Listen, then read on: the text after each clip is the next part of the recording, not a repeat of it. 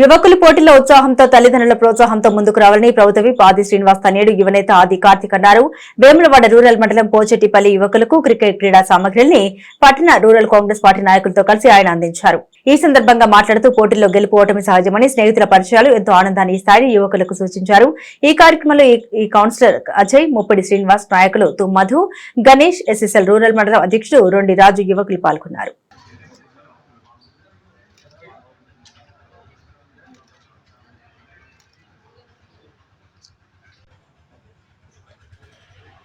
మండలమైనటువంటి పోచెట్టిపల్లి omelette Nagepalli village యువకులు Ambedkar youth అసోసియేషన్కు ఈరోజు గౌరవనీయులు మన శాసనసభ్యులు ప్రభుత్వ విప్ ఆది శ్రీనివాస్ గారి ఆధ్వర్యంలో క్రికెట్ కిట్ను పంపిణీ చేయడం జరిగింది.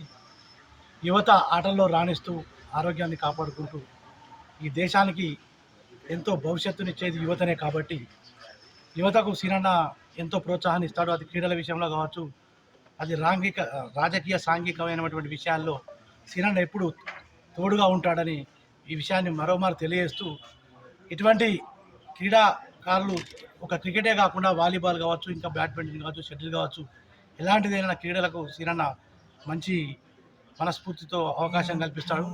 అదేవిధంగా నేడు అంబేద్కర్ యూత్ అసోసియేషన్కు వారికి క్రికెట్ కిట్ను పంపిణీ చేయడం జరిగింది. ఈరోజు మరి పొచెట్టిపల్లి గ్రామం, నాయపల్లి గ్రామం యువతకు క్రీడను ప్రోత్సహిస్తూ మన గౌరవనీయులు శాసనసభ్యులు ఎమ్మెల్యే ఆదిశరణ గారు వారికి క్రీడను ప్రోత్సహిస్తూ క్రికెట్ కిట్టు అందజేయడం జరిగింది.